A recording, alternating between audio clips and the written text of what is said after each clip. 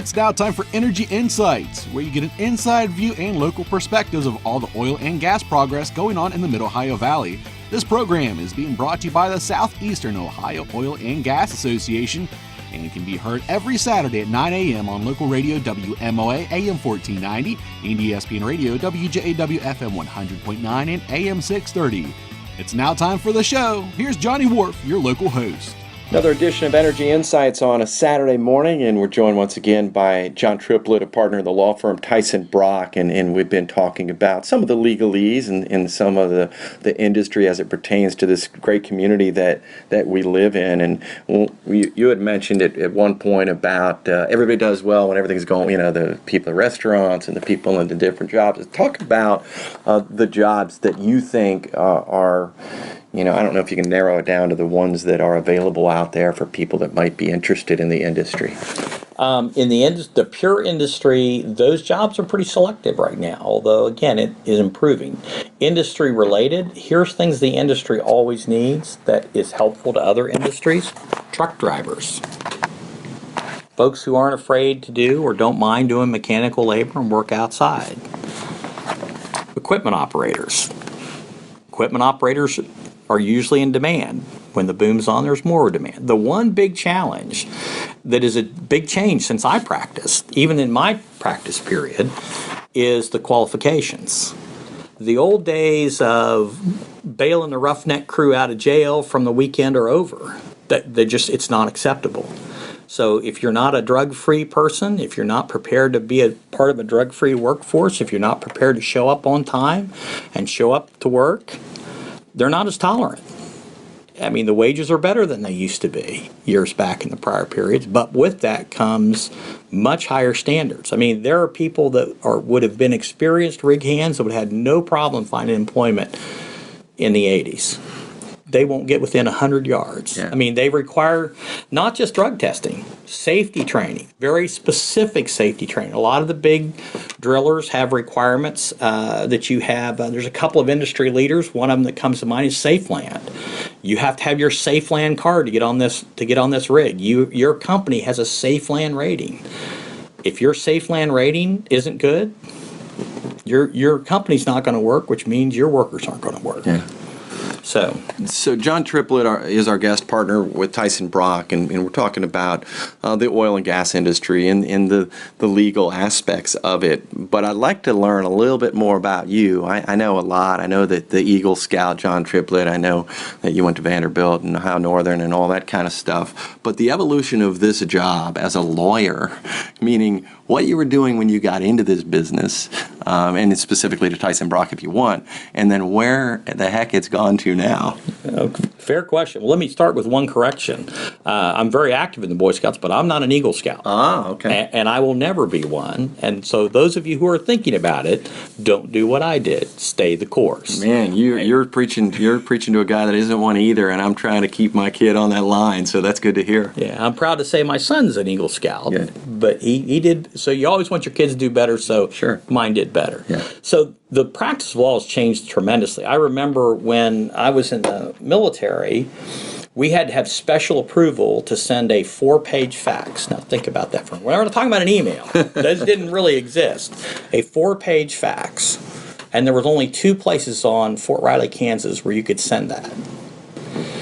And then I come out a couple of years later and FedEx is just starting out. And so the practice of law is picking up the pace. Paul Tyson used to have a saying, there's nothing worse than a jerk with a fax machine. Right.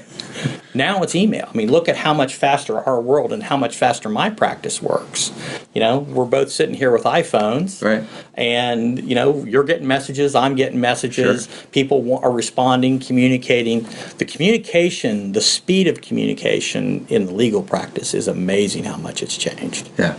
And the pace at which business goes forward. Would the offerings fall into the same line in terms of what people are coming to you for comparatively to what they used to, or not? A qualified yes. It's a little bit like most. Information is important. Sometimes a little information is dangerous. we spend some time, not as much me personally, but the firm, but more the firm, but I do it some, correcting online do-it-yourselfers. Right. Or other bad deals that might have happened. Oh, through absolutely. Some other, But usually, I mean, nobody likes to go see the lawyer and have, what they perceive as a form filled out. I get it. Yeah. But make sure you get the right ones filled out, because it costs. It's the old Fram oil filter commercial. Remember, pay me now, pay me later. It's kind of the same thing in the legal practice to some degree. People who plan better, yes. Now, I think people are much more sophisticated in terms of their desire to try and order their affairs, and not necessarily business folks, just everyday folks who want to make sure things get to their kids or to their favorite Aunt Tessie, or what am I going to do about nursing home care, or what am I going to do, I want to preserve the family farm. We have folks that do that every day. There's a lot more of that than most people realize. All right, final question, and I think it might be an easy answer, but I know if you could look back, you would do over the Eagle Scout thing, and you would become an Eagle Scout. I would as well. Would you still become a lawyer? Yes. I had to pause for a minute. It's a qualified yes. Yeah, it's a qualified yes. Well, I'm at the point. I'll soon be 58. So you start thinking about the what ifs. What should I have done? Should I have stayed in the military? Should I have stayed in the National Guard? I would probably answer both those questions unequivocally no. I did my time. I'm proud of my service, but it's time to move on. At 58, if I'd stayed in the Guard, even if I'd have retired 10 years ago, I'd start drawing a pension in 2 years. Now, all of a sudden, I'm rethinking that decision. But yeah, the Eagle Scout thing definitely was a mistake. And I feel pretty fortunate that I've had a good life and a good career and progressed on and done a lot of things. But one of the things I tell young scouts is, I've been a captain in the United States Army. I'm a partner in a law firm. I'm proud of what I do. But there's one thing I'm not, and I never will be. It's an Eagle Scout, and there's no do-over on that one.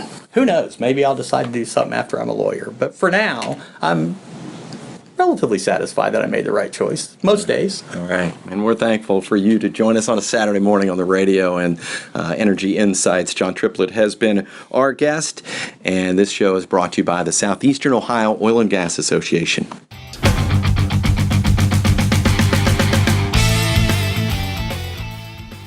Thank you for listening to Energy Insights, brought to you by the Southeastern Ohio Oil and Gas Association.